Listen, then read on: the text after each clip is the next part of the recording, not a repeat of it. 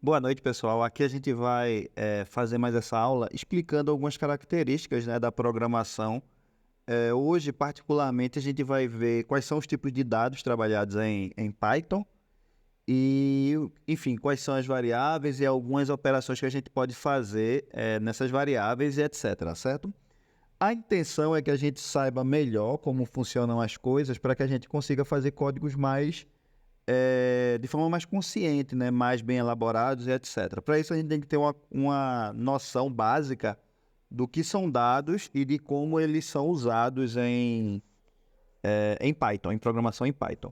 No geral, esses conceitos aqui, eles se aplicam a outras linguagens de programação, não é exclusivo de Python, certo? Apesar de que o Python ele tem uma visão mais simplificadora desses dados e dessas variáveis. A gente não vai aqui adentrar nas características de outras linguagens, mas aí eu deixo a observação para vocês de que, por exemplo, C é mais complicado de definir, porque você tem que definir ela já desde o início do programa, né? Então você tem que arquitetar todo o programa para aí sim gerar o executável e com o executável fazer os testes se o seu software está ou não funcionando. Isso está relacionado ao paradigma de programação em que Python foi construído, certinho? Tudo isso é parte teórica que naqueles formulários vocês devem, para responder, devem fazer uma pesquisa no Google antes. Mas vamos ao que importa, né? Então, existem basicamente três tipos de dados é, que são comuns em Python, né? Que são os numéricos, até está digitado errado aqui, deixa eu só fazer essa alteração rapidamente. Enfim, numéricos. Ok, feito isso, é só... Sim, já que eu abri isso aqui, é importante eu comentar o seguinte, em Python é possível abrir blocos de texto e é que eu posso digitar. Quando eu boto jogo da velha, duas hashtags na frente do texto, ele fica azulzinho assim, que significa que ele vai ser título. O título tem uma formatação um pouco maior, né? O tamanho da letra. E, enfim, a cor também é um pouco mais negrito, né? Enfim, deixa eu só sair daqui, porque automaticamente transforma em texto, né? Aqui a gente tem uma pré-visualização de como ele vai ficar, e aqui é o texto onde a gente altera, certo? Em si, quando a gente coloca números e o ponto, ele entende também para fazer a itemização, assim, né? Mas, enfim. Ok, vamos voltar ali para o texto e continuar. Então, existem esses tipos numéricos, que são basicamente inteiros e ponto flutuante.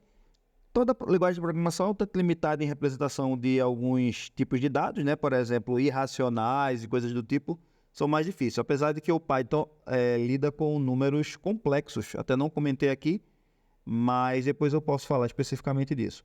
Existem os dados textuais, que são caracteres, ou seja, letras isoladas, letras ou dígitos isolados. Palavras, que são conjuntos de caracteres, que a gente costuma chamar de strings. Mais embaixo a gente vai ver um exemplo deles. Existem os dados booleanos. Booleano é de Boole, né, que é o criador, né, da álgebra booleana, etc.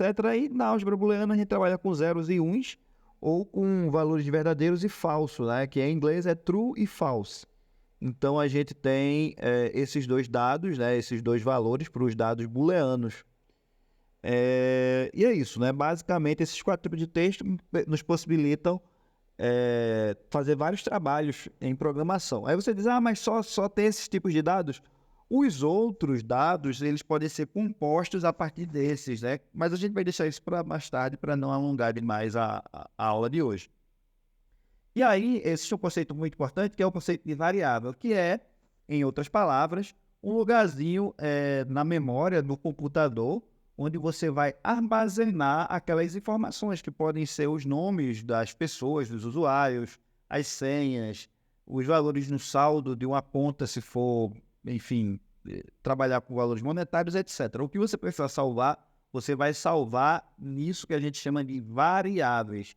Certo? Olha, aqui é interessante você ver o IDE do Colab, que é o seguinte, ele funciona como se fosse um computador remoto. literalmente um computador remoto. Então vocês podem ver aqui, ó, a gente tem a RAM e o disco, certo? A RAM é a memória RAM do computador da Google, que você está pegando emprestado para fazer esse teste. E o disco é o espaço de memória também que você tem. Então, você tem aqui uma RAM de 0,94 GB e um disco de 12 GB, né? Então, dá para trabalhar num tamanho de dados até bacana, né? E não depende das características do seu computador, só depende da conexão da sua internet mesmo, certo? Enfim, você dá um nome a essa variável e aí você pode jogar algum valor dentro dessa variável, como a gente vai ver mais abaixo nos códigos, né? Então, não se preocupe muito como a gente faz enfim, esse salvamento do valor dentro da variável, porque a gente já vai ver alguns exemplos. Então, veja, para dar um nome a uma variável, a gente basicamente escreve a palavrinha, né? Por exemplo, os nomes não podem começar com números, né? Essa é a primeira regra que a gente tem que ter na mente. Algumas outras linguagens podem até permitir, mas Python não permite que a gente use números. Então, você pode começar o nome das variáveis com letras minúsculas ou maiúsculas e o sublinhado. Ele até permite a gente usar o sublinhado como início do nome da variável. Dentro do nome da variável pode existir números, só não pode começar, beleza? E sublinhados e letras, de modo geral. Ele diferencia entre maiúsculos e minúsculos. Então, por exemplo, se você chama uma variável nome e em outro momento você chama outra variável nome, então você pode salvar valores diferentes nessas duas variáveis sem alterar o valor um da outra, né? Enfim, existem algumas palavras reservadas que são funções dentro da própria linguagem de Python. Então, você não vai poder usar esses nomes como nome das suas variáveis, né? Então, seja criativo. E também é recomendado que você tente usar um nome que remeta à função daquele dado que você vai salvar. Por exemplo, se você vai salvar o nome de usuários, então por que não salvar o nome da variável, como por exemplo aqui, chamar de nome completo? É possível. Certinho? Então é isso. Essas são as primeiras recomendações que a gente tem que usar.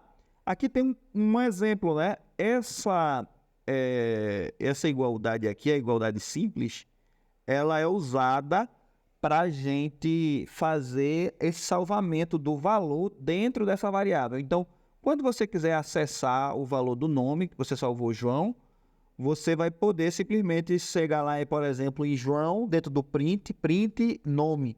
E ele não vai imprimir a palavra nome. Ele vai imprimir o que tem dentro da variável nome. Entenderam? Basicamente. Assim como se você salvar dentro de idade e botar 25, ele vai imprimir o valor associado a essa variável chamada identidade. Então, o que acontece? É como se você tivesse uma caixinha, entre aspas, onde você vai jogar a sua informação e aí você vai dar um nome a essa caixinha. Sempre que você precisar, você retoma esse nome e lá você vai ter o dado que você salvou lá no início ou em outra fase do seu programa, certinho? Aqui temos alguns exemplos. Uma informação bem interessante é o seguinte: em outras linguagens de programação, como C, eu acho que eu até comentei em algum momento, comentei em algum momento, já eu retomo. Acho que é aqui mesmo. Em algumas linguagens de programação, você precisa, no início do código, dizer qual o tipo de dado daquela variável. Certo? Isso é um pouco chato, porque quando você está resolvendo um problema, vocês já devem ter lidado com isso na vida, em qualquer situação, o que acontece?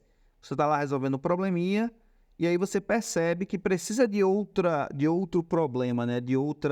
Não é nem problema, né? Precisa de outra informação, outra característica, etc. Então, aí você vai dizer, agora eu preciso somar o total, eu vou salvar o soma total em algum lugar, e você não definiu, aí você volta para o início, altera. No Python, a gente não tem essa preocupação de cara, a gente vai resolvendo o problema e conforme a gente precisa de uma nova variável, a gente simplesmente cria ela. Né? A gente precisa salvar o valor total, então a gente vai criar uma variável chamada total agora, e bota lá o valor total. Eita, a gente agora vai querer trabalhar com a média, então a gente cria uma variável média. Isso é muito prático, de modo geral, porque em outras linguagens, como a que eu aprendi, né, a que eu fui alfabetizado em computação, que é o Pascal, tudo isso você tinha que prever quando você ia resolver o problema.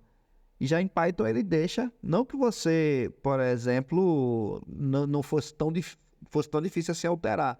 Mas assim, dependendo do tamanho do programa, era uma coisa que sempre você tinha que voltar para o início, mudar o início e etc. Então isso no Python é um sinal de praticidade. Aqui deixa eu só eh, mostrar aqui um exemplinho, né? Então eu salvei x como 3, o y como 2. E aí eu posso aqui, ó, vou até alterar. Eu vou chamar de x e de y. Vou fazer a divisão. Esse duas barras, ele é a divisão inteira, certo? Deixa eu botar outra aqui. 13.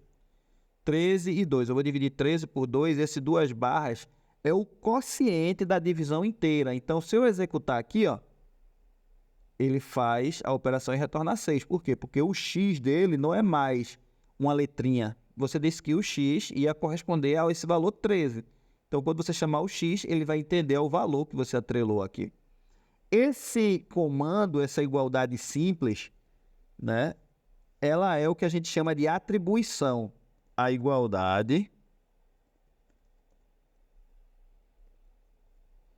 é a atribuição. Isso é um termo que a gente usa em todas as linguagens de programação. A gente usa outros símbolos, dependendo da linguagem de programação, mas essa tarefa de jogar um valor dentro de uma variável, a gente chama sempre de atribuição.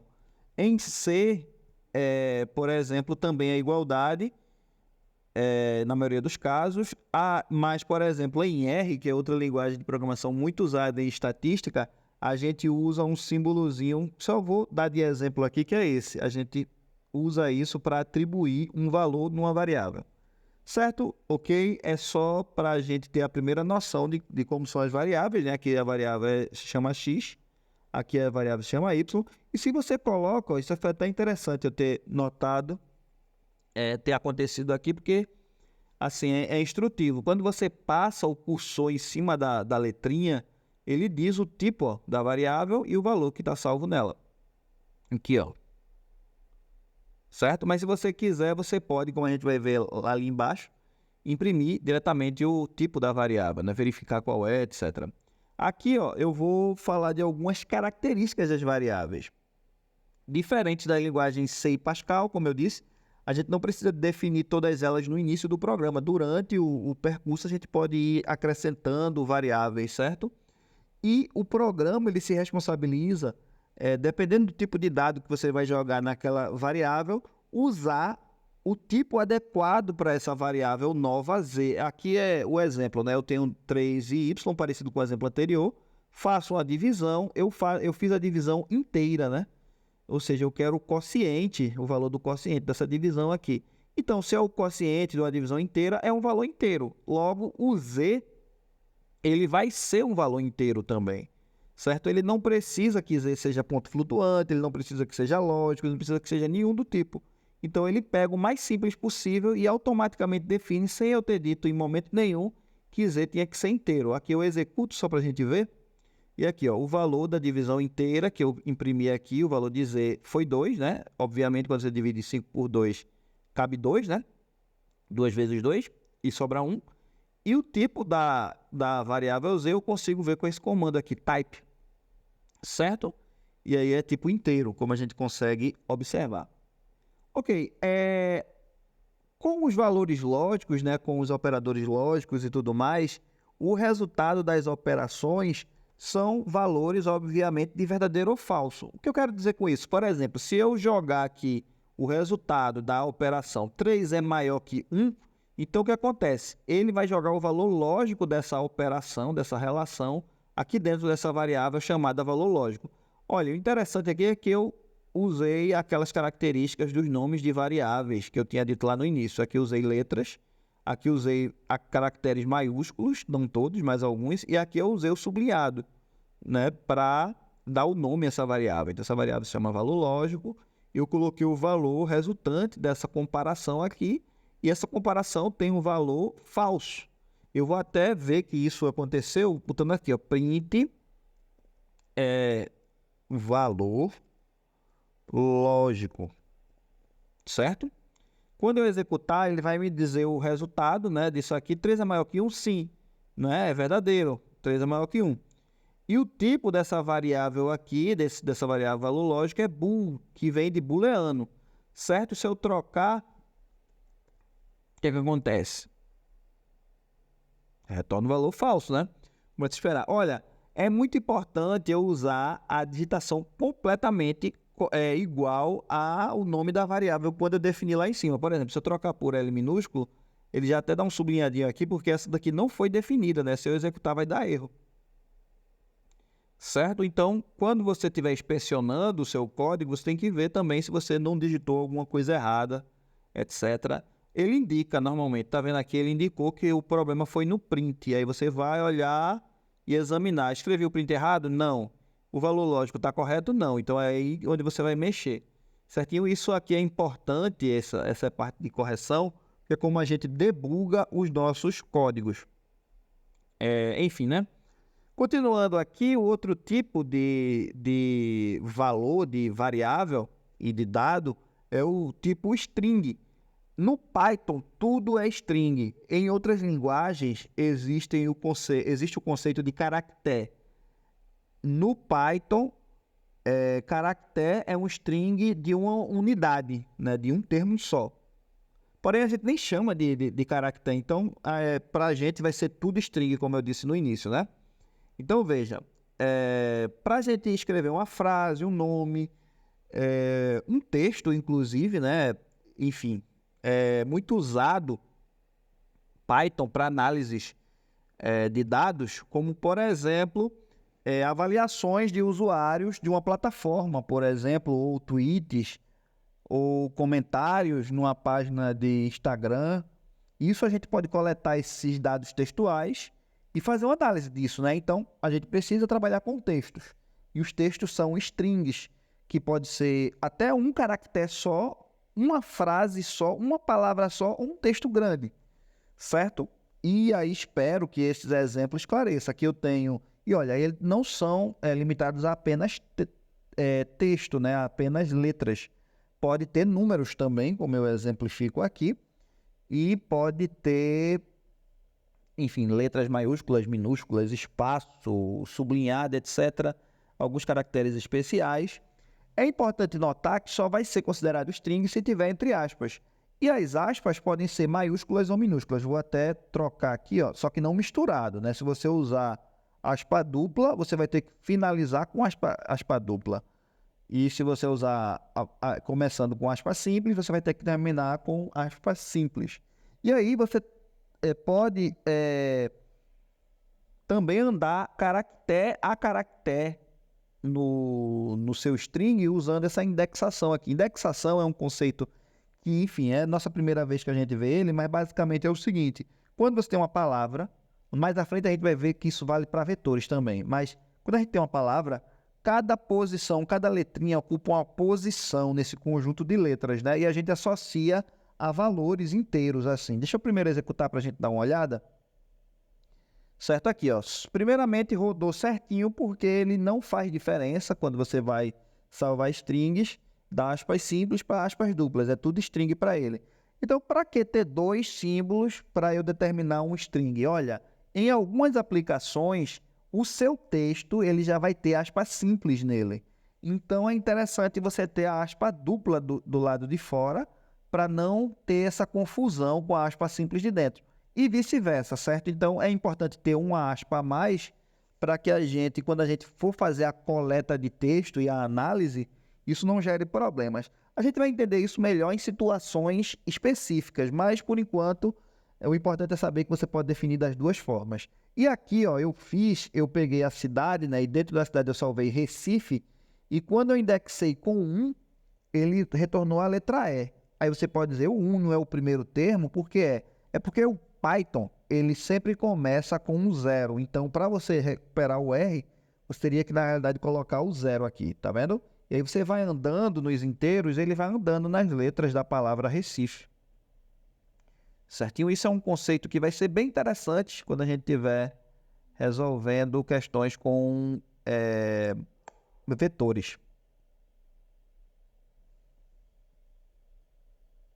e assim por diante, certo? Ok. E, enfim, aqui é o str, que significa que o dado é string. Na primeira aula que a gente fez no laboratório e tudo mais, a gente lidou com o input. E aí a gente transformava o input, né, em algo que é padronizadamente ele é lido como string. Então você pode digitar qualquer coisa ali, o input vai salvar aquilo como string. E aí você transforma após a leitura. Ok, então é isso por aqui. A gente vai ver a segunda parte depois.